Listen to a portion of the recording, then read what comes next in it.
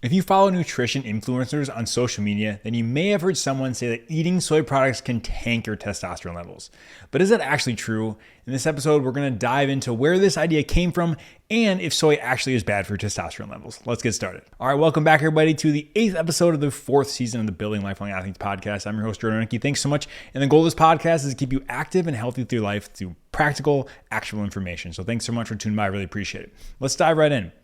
So first of all, like I said, there's this idea on the interwebs, right? If you go on there, that soy, if you consume soy, you're just going to lose all your testosterone and just become weak and not have muscles. And like, that seems to be the pervasive idea. Obviously, that's not exactly what people are saying, but people are saying if you eat soy, you will have increased estrogen and essentially you lose like all your masculine qualities. That's like, seems to be what some people say, like it's like the devil.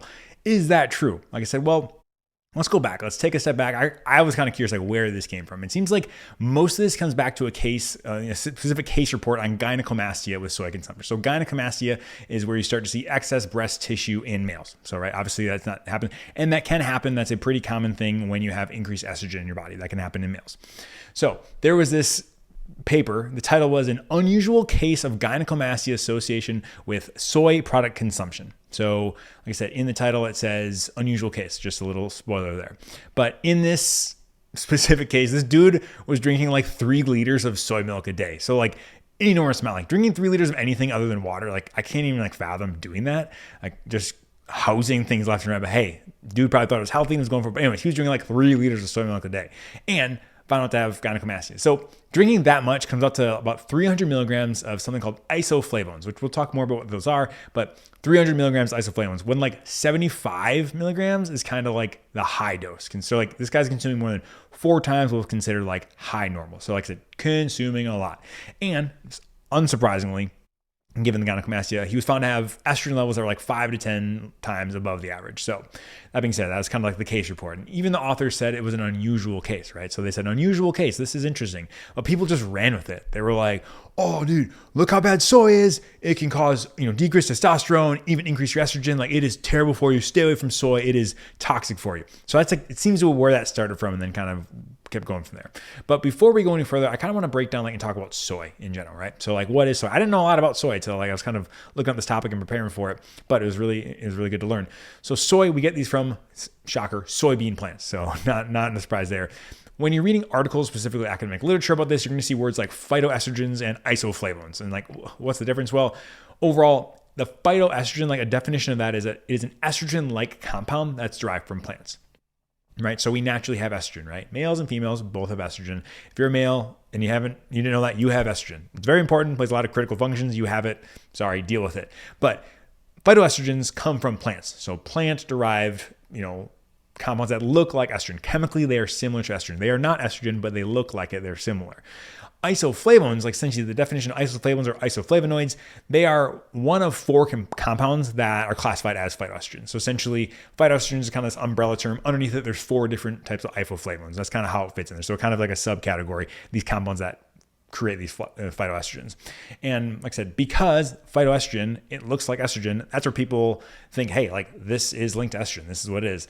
And so yes, chemically, structurally they might look similar, but like chemically, they don't appear to work the same as estrogen. So like what I mean by that, well, you don't see all this physiological effects that you would normally see with estrogen, right? So they might not produce the same things you would think. If you give someone estrogen, you expect to see X. If you give them phytoestrogens, they might not do that. These isoflavones, they have a higher affinity for the estrogen beta receptor, whereas the regular estrogen found naturally in our body prefers the alpha receptors. So we're giving it there. It doesn't necessarily mean we're binding the same thing. And also, alpha and beta receptors are found in different tissues all throughout the body and then can exert different effects and sometimes even opposite effects. So like I said, if estrogen does one thing in the real life with the alpha receptor binding to beta, it might do the complete opposite. And so that's why it's not slam dunk here. And like I said, the phytoestrogens seem to prefer the beta, whereas the natural one seems to prefer the alpha. So even though they look similar and they do bind to quote unquote estrogen receptors, they're binding preferentially to different receptors. So it's just something to think about.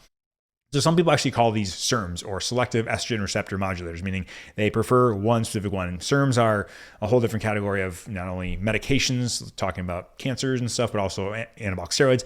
There's lots of this going on. But that's generally what we're talking about and why this isn't like one-to-one. Some people are saying, well, it looks like if it looks like estrogen and a combined estrogen receptor, like it's going to do everything. Like this is the reason, like the mechanism and like the plausibility as to like why we might not see those expected estrogen effects with soy. So just like I said, just kind of setting the table for that there. And then specifically, like where do we see these used a lot? Well, in Asian countries, they eat a lot of soy, approximately, 30 to 50 grams of soy a day. And like 25 grams is typically considered like a normal serving. So in each gram of soy has about 3.5 milligrams of isoflavones. So like I said, we're seeing a lot of consumption in Asia. That's pretty classic. But that being said, when you have these isoflavones, if you process it down in things like soy protein, a lot of times you lose isoflavone content. So just to think of kind of stepping back with soy in general, see this a lot in Asian countries, but like I said, that's where we get a lot of this data from, and where we see, traditionally that's where it's coming and derived from. And obviously with the globalized world, it's just kind of moved everywhere. And so on top of that, right, we talked about, hey, it can bind to estrogen type receptors. What else, Kevin? Well, we know that estrogen can serve as a negative feedback for testosterone, right? Pretty strong. We've talked about that. So if there is more estrogen around, then we can also have less testosterone, right? So if you think, if we go back to the physiology, it goes back, circles back higher levels in terms of like looking at the hypothalamus pituitary, kind of saying, hey, estrogen says, hey, there's a lot of me around. I don't need more testosterone. So that's kind of what they do. And that's kind of one of the mechanisms for, once again, why we're concerned, does soy raise estrogen, and thus raising estrogen, will that decrease testosterone? Like mechanistically, that makes sense and that's plausible. So that's where it's coming from as well. And also there's rat studies showing that increased phytoestrogen consumption can lower testosterone. Once again, in rats, that can be seen. And so from a gynecomastia perspective, right? So we talked about that. They had a couple case reports of that. And obviously it's really scary. And they mentioned that. But what they don't mention is you can actually find studies showing that excess meat consumption can lead to that as well. But we don't hear about that, right? That doesn't fit the narrative that soy is bad. And like I said, I have no dog in this fight. Like I said, I'll eat both. Like I have no problem with that. But having said, you tend to see one narrative online, meaning that like soy causes this. It's like, well, actually, like, could it be excess meat causes it too? That being said, the reason though, like I said, gynecomastia, increased proliferation of breast tissue in males, androgens typically inhibit breast proliferation. And so that's why like testosterone, when people say like, oh, like if you have low testosterone, that's why, essentially if you're lower testosterone, yeah, we don't have that inhibitor anymore, right? And that's what lead to that gynecomastia. And so it does, like I said, it can happen. There are reports of this happening, but it seems to be in pretty high doses of the isoflavone. So pretty high up there. And so what would be a testosterone talk if we didn't talk about erectile dysfunction as well? So we're talking about, does soy affect erectile dysfunction? We'll talk about it. It's thought that E2, so there's different types of estrogen. So E2, which is one of the kinds, or estradiol, there's a ratio to that testosterone. That may play a big role in erections. And with rising estrogen and lower testosterone, that can throw that off, right? That's the idea. There were some rat studies that also implicated that large doses of isoflavones may impair erectile function. But once again, these like rats were getting like 100 times their body weight in doses, which is like insane. So like I said, mechanistically, sure, it's an idea. How transferable is that? Probably not. One thing that kind of can reassure you a little bit is there were some studies looking at androgen-deprived prostate cancer patients. So essentially we are like, hey, you can't get androgens because your cancer is essentially fueled by this. So they kind of shut that down. They also have a high intake of isoflavones in this specific study, and they had no like beneficial or harmful effects on libido or erectile function in these patients. So like I said, if this is like the most extreme example where they're essentially like limiting all androgens in this setting and they're not having an effect on their libido, like does estrogen play a huge role in erections? Like, I'm not sure. And so people might be like, well, how long do these studies need to be, right? Like how many months and years do they have to be? Well, actually they don't have to be that long. It seems like the data shows that hormone values can change pretty darn quickly. So you don't need a very long time to determine if there's a change. So like in these studies that we're looking at, when people eat soy and consume them and see what they're doing with their hormones, which we'll get to, we don't need to do this for years and years and years, because we would extrapolate that, hey, like once we get the changes initially, which take pretty quickly, once we have those, like that's what we'd expect to see if we continue to eat this, standard dosing of soy or whatever. So you don't necessarily do them so long. Obviously, if you're looking at soy outcomes, yes, then we need to keep them forever. But if you're looking at levels of different hormones, then we don't need that long of studies. And so the $1 million question is like, does this actually raise estrogen? There are some studies that did show a significant increase. That is, I'm not denying that.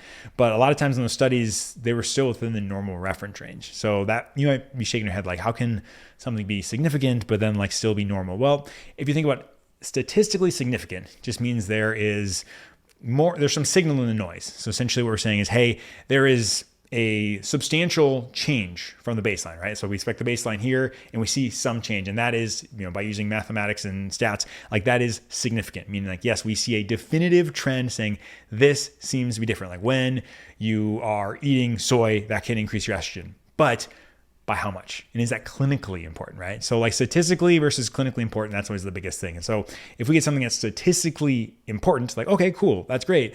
But is it clinically important? Let's say like, for an example, if you just have any sort of lab and the reference range is from 1 to 10, we'll just make it easy. And you went from 2 to 4, and that, seems like a huge increase. The number is big and it's statistically significant, but then like, does it mean anything clinically? And the answer is probably not. And that's kind of what we're getting at here, is like, doesn't seem to be huge. It's not like we're just shooting estrogen through the roof. At least it doesn't seem that way. Well, what about soy and fertility, right? We've talked about soy and then testosterone and estrogen. Like, what about fertility? Well, once again, it comes from the idea that estrogens in our environment may be potentially decreasing our sperm counts. That's been kind of a hypothesis people have put out there. And there's been lots of animal studies suggesting that as well. And even some human studies showing that environmental estrogens may be decreasing sperm count. That's possible. And so we know that estrogen also does play a role in sperm production. So once again, all these things mechanistically can definitely happen. And isoflavones, when you're looking in vitro, can affect sperm negatively. So in vitro, isoflavones might decrease sperm function and negatively affects reproductive health in animals. Like I said, that can happen. There are epidemiologic studies implicating soy and a decrease in sperm in infertile men. Like I said, but once again, this study is looking at infertile men. So people who are infertile are trying to figure out, hey, is there an association? But so yes, there seems to be an association with soy potentially in the infertile men, but it seems that it's most greatly affects those who are already normal sperm concentrations and then still stay in the normal range. So once again, like that estrogen increase, we did see a statistically significant difference, only it's still in the normal range. So same thing here, we're looking at sperm and say, yeah, we seem to see a decrease potentially in there, but it was still normal. So is it significant? I don't know. It didn't seem to affect those with low sperm concentration either. So it was just those already normal. So those who are already low, like at a baseline, and they had soy, it didn't seem to lower it even more. It just seemed like, hey, when you were in a normal range, it decreased a little bit. What does that actually mean? Like, I don't know. All I know is there doesn't seem to be substantial evidence that it inhibits fertility. It doesn't seem that mechanistically possible and plausible, but it doesn't seem like it's slam dunk evidence by any way, shape, or form. And so what is a typical dose of soy, right? So typically a high dose around the day is 75 milligrams isoflavones, which is about 3 servings. We talked about that before, how that one person was drinking soy milk by the liters and was substantially above that 75. That's kind of like the higher level. And inside the data, it seems that looking up to even that level, there didn't seem to be lots of significant changes. And we'll kind of go into like the big meta-analysis that we'll talk about here. And that's kind of highlighting that. Overall, looked at about 41 studies. There were about 1,700 people. And so what they looked at there, they looked at levels of sex hormone binding globulin, so SHBG, which we talked about before, total testosterone, free testosterone, E2 or estradiol, and E1 or estrase with soy consumption, right? So they're matching this. They're saying, hey, people who consume soy, what does it do to their hormone levels, right? Because that's the biggest thing. This is not necessarily outcome saying like, hey, this produces this. We're saying, hey, mechanistically, is this even plausible by increasing all these levels? So they looked at random meta-analysis. Overall, they found that there was no real effect of soy on hormone concentration. So no significant effects of soy or isoflavones on any of the hormones. And so, like I said, the reason I like this study is because it's not only looking at testosterone, but it's looking at SHGB, it's looking at free testosterone, and it looks at estrogens too, right? So some people are like, oh, well, here's what testosterone, it might just raise your estrogens.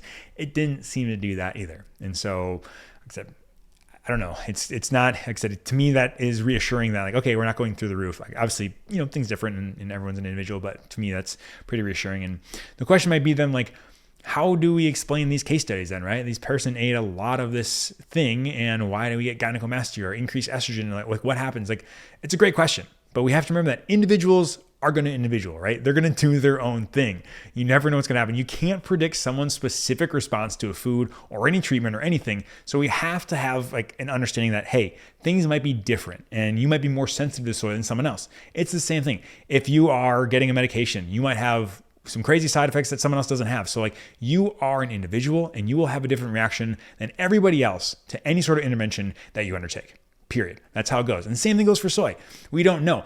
Case studies are a fantastic tool that helps us bring up questions and so that we can do bigger studies. And that's pretty much what's happened here is, hey, like, whoa, what's going on with this gynecomastia? And then we've kind of studied like, okay, mechanistically it can do this. Like, do we see that in real life? And like, doesn't seem that. And like, that's what we did.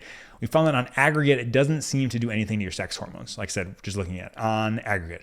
Does that mean that it can't happen? And that we, this absolutely can't happen? No, of course not. Obviously, we've seen instances where high intake of soy can lead to some of those things. It can happen. It just seems that in general and in aggregate, it doesn't seem like it's very likely to happen. And so I don't think we should demonize a food for everybody when in whole it doesn't look like that. Like I said, for you, that may be a big thing. It may be a big deal and it may have an effect on you. That's cool. But the totality of evidence indicates that I wouldn't think someone would have that. So, but like I said, we have to kind of take an individual approach and look at there. So my take here, like overall, I'm not really worried about soy. Like for me, this is not a big thing. Even if my question for you is, even if all the data doesn't convince you, meaning like, does this still pass the sniff test? So the sniff test is like, does it make sense? And obviously, yes, mechanistically, absolutely. And there are studies showing like these things that can happen and absolutely, but like overall, in the aggregate, what does it do and like how does it affect you, right? Are we having clinically sitting? Obviously, it's one thing for, hey, estrogen levels were raised. Like, did that matter clinically? Like in terms of, did it matter, affect their fertility? Did it affect their libido? Did it affect any sort of outcome? Like I said, it's hard to know.